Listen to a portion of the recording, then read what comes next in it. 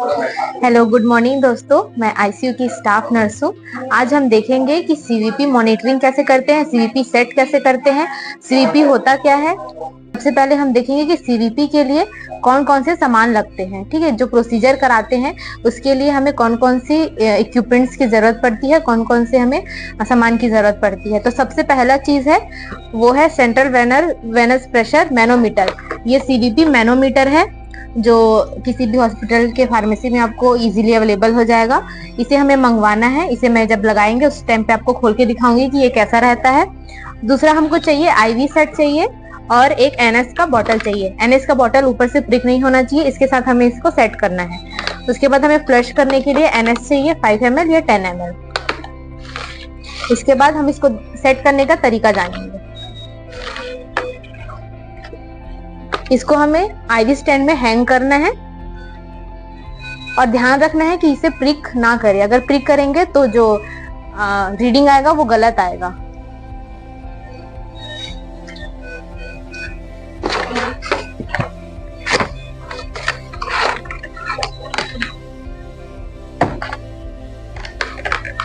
ये CVP manometer है।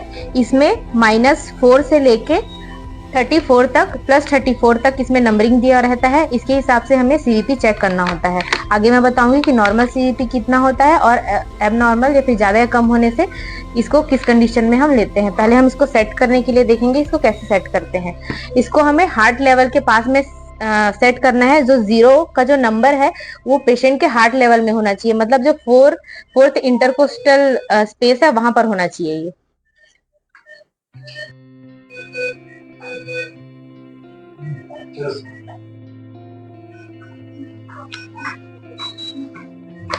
इसके बाद जो हम आईवी सेट जो एनएस से कनेक्ट किए हैं इसको पहले हम लोग एयर फ्री करेंगे।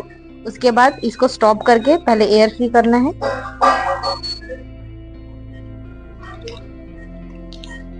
उसके बाद इसको स्टॉप करने के बाद हमको यहाँ पर इसको कनेक्ट करना है।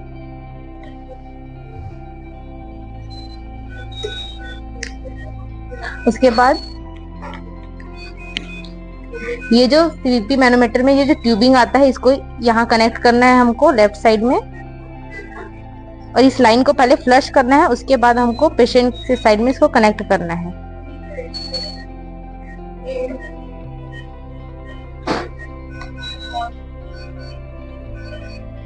इसको हम पहले फ्लश करेंगे।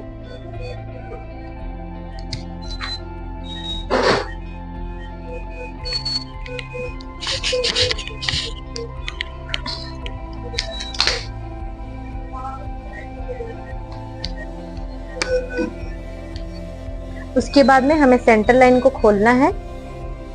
उसके बाद जो डिजिटल वाला जो लाइन होता है ये सबसे बड़ा गॉज रहता है, इसमें हमें सीवीपी चेक करना है। इसको कनेक्ट करेंगे हम इससे पहले हम इसको फ्लश करेंगे।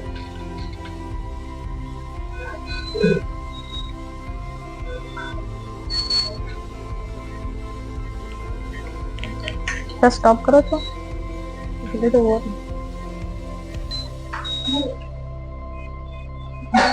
तो सबसे पहले हम देखेंगे कि सीवीपी होता क्या है। सीवीपी का फुल फॉर्म है सेंट्रल वेनस प्रेशर। तो हम इसमें क्या देखते हैं, सबसे पहले हम देखेंगे कि जो पेशेंट का जो लाइन है उसमें एक लाइन होता है, 2 लाइन होता है, जो प्रॉक्सिमल होता है, एक डिस्टल होता है। तो हम लोग सेंट्रल वेनस प्रेशर कहाँ से चेक करेंगे, जो हार्ट का सबसे नियरेस्ट वेन होता है उसे हम चेक करेंगे। हम इसको इंफीरियर वेना कावा और सुपीरियर वेना कावा दोनों से चेक कर सकते हैं, लेकिन मोस्टली हम यहाँ पर क्या बोलते हैं जुगुलर इंफीरियर वेना कावा से इसको चेक करेंगे। तो हमारे पास सेंट्रल लाइन प्रेजेंट है और हम देखेंगे कि क्या बोलते हैं जुगुलर सेंट्रल लाइन से हम कैसे पेशेंट का सीवीपी चेक करते हैं। हम बहुत सारे कंडीशन में पेशेंट का सीवीपी चेक करते हैं, जैसे कि पेशेंट बहुत ज़्यादा डिहाइड्रेटेड है और पेशेंट अगर फ्लूइड ओवरलोड में जा रहा है तो हम सीवीपी चेक करके उसको पता कर सकते हैं कि पेशेंट का कंडीशन क्या है, उसके शरीर में जो फ्लूइड वॉल्यूम है वो है कि नहीं या फिर कम है या ज़्यादा है, सारी चीज़ों को हम देखेंगे। उसके बाद हमें सीवीपी कब चेक करना है, अगर पेशेंट डिहाइड्रेटेड है या फिर पेशेंट को सीवीपी गाइडेड फ्लूइड देना है तो हम उस कंडीशन में पेशेंट का सीवीपी चेक करेंगे। सीवीपी 2 टाइप्स के होते हैं, उसको हम 2 तरीके से चेक कर सकते हैं। एक है जो सेंट्रल लाइन से हम चेक करते हैं सीवीपी मॉनिटरिंग करके, और दूसरा हम लोग यूएसजी मशीन से आईवीसी देखकर भी सीवीपी चेक कर सकते हैं।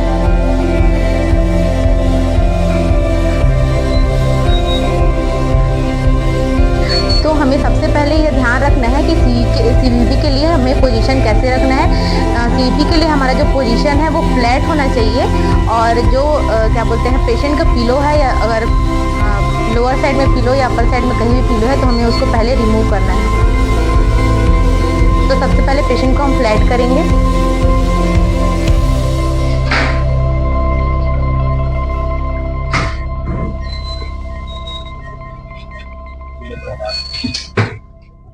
और इसके पिलो को हम रिमूव करेंगे।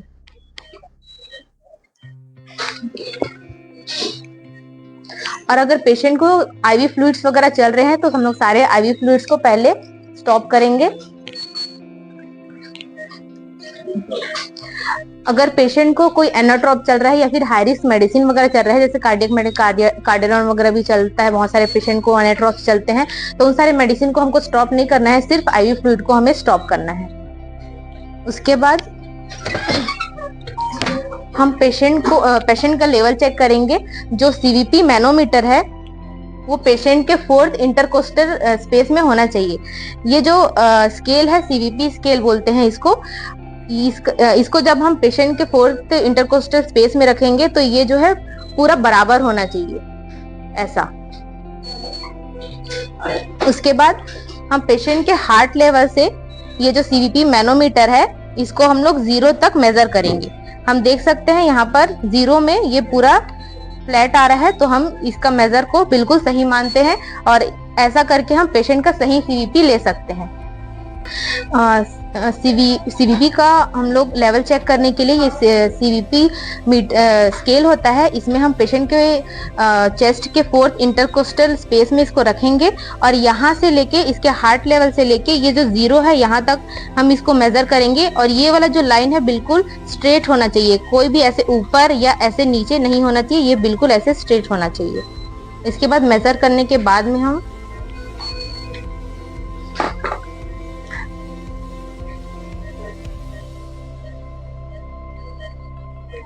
सीवीपी चेक करने से पहले हम पहले लाइन को फ्लश करेंगे, नहीं तो हमें गलत मेजरमेंट मिल सकता है, इसलिए हम लोग पहले लाइन को फ्लश करेंगे।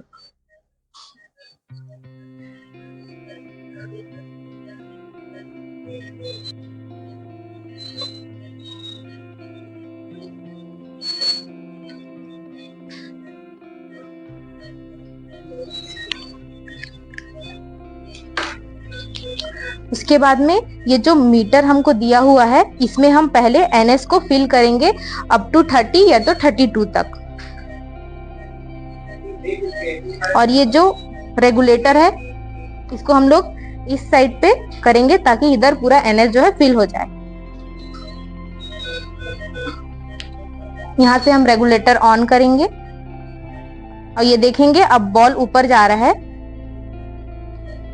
यहाँ तक हम इसको स्टॉप कर देंगे। उसके बाद में यहाँ पर जो रेगुलेटर लगा हुआ है इसको हमें इस साइड घुमाना है। फिर देखेंगे कि हम यहाँ से जो बॉल है वो नीचे जा रहा है और यहाँ की जो लाइन है वो सीधे जो इंफीरियर वेना कावा है वहां पर जा रही है सुपीरियर वेना कावा में। इससे हमको पता चल जाएगा कि जो सीवीपी है वो पेशेंट का कितना है। ये देखेंगे ये बॉल नीचे जा रहा है, जहां पर ये बॉल अप डाउन होगा वहां पर ये पेशेंट का सीवीपी जो रहेगा वहां पर मेजर हो जाएगा।